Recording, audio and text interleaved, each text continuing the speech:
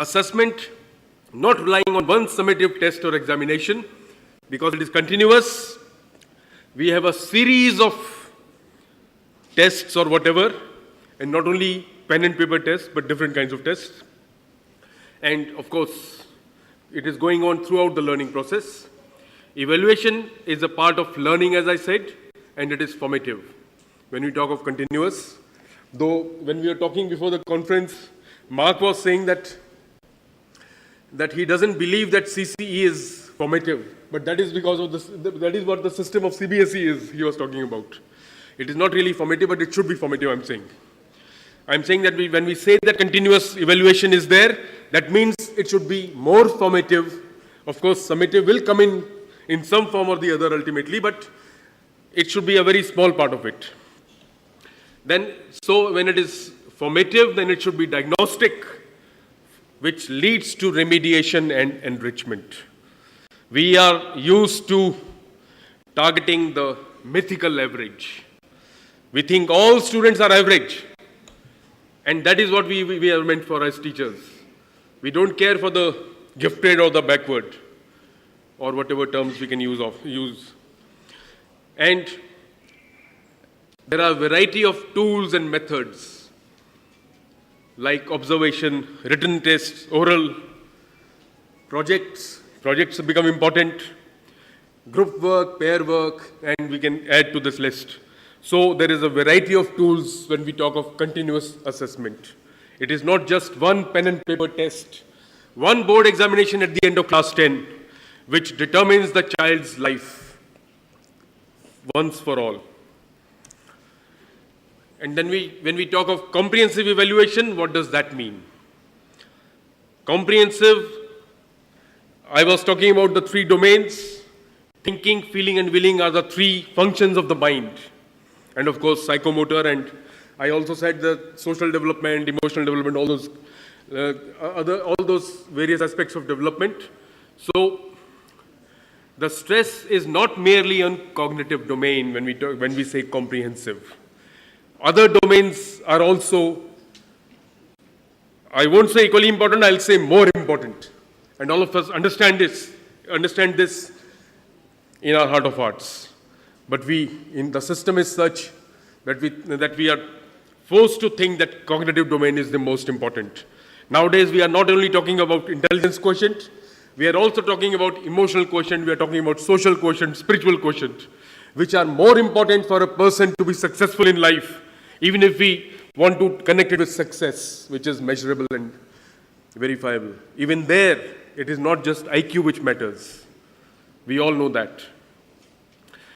And so the non-scholastic or co-scholastic, and now they are actually scholastic also, or these aspects are also important, which were earlier called non-scholastic. Then we started calling them co-scholastic also, but actually they are scholastic also, in a way. Or let's say curricular, not scholastic, but curricular. They are all curricular, they are part of the curriculum. That is why the National Curriculum Framework of 2005 has talked about the health and physical education and work education and art education. They are part of the curriculum now. They are not co-curricular or extracurricular, which we used to call them earlier. And then when we say comprehensive, there should be an attempt at identifying and recognizing, rewarding individual talent, ability in diverse fields. So now I'll come to the examination reform in Haryana. In Haryana, these are the things that were introduced in 2006.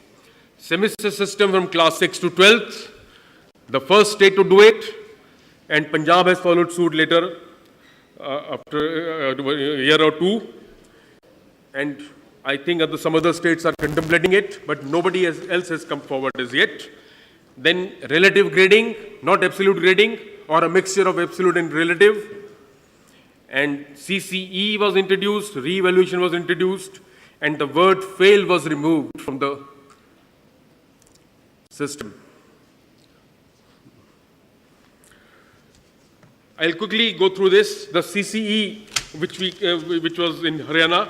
It gave 20% weightage in secondary and senior secondary in the board exam, and 30% in middle. Earlier there was a middle exam also, but now they have done away with it because of the RTE Act.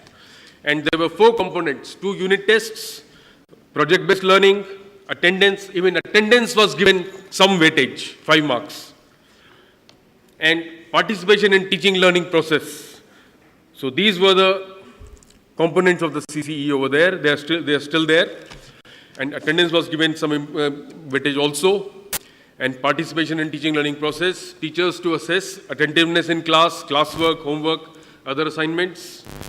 And then for comprehensive, there was another aspect where up to 2% enhancement in the grade point average or the marks was given for excellence in co-curricular activities and in sports. Now I'll come to the last slide. This is the last slide. I'll just introduce what in NIOS what we are doing as CCE. I think all of you must be familiar with the study materials that NIOS produces. There are in-text questions and terminal exercises in every unit or lesson of study materials for self-evaluation, which is a formative evaluation, and so it can be called a part of CCE in that sense.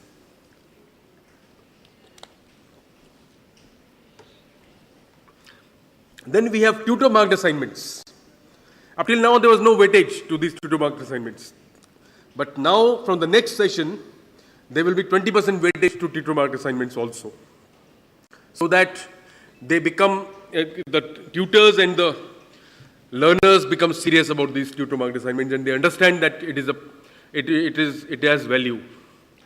And of course, we have 2 public examinations in a year, and we have on-demand examination system where a learner can, whenever he or she is ready, he or she can come and say that I want to take the examination in this subject, and we allow that. And then there are, in terms of comprehensive, what we call comprehensive, an exercise is going on right now, where in the secondary curriculum and study materials, life skills are being incorporated and integrated into the curriculum and study materials of all subjects. So this, because face-to-face interaction is missing in this open learning system, so we realize that life skills are not there. Because in the formal system, whether the teachers do it or not really, but there is an opportunity for the teacher and the learner to be able to develop these life skills through personal interaction. But in the open learning system, this was missing. So now we have we are integrating the life skills within the curriculum in every subject. So that will make it, and because it is a part of the curriculum and the part of the study materials, there will be evaluation on that also. So comprehensive will be a part of that in that sense. Thank you.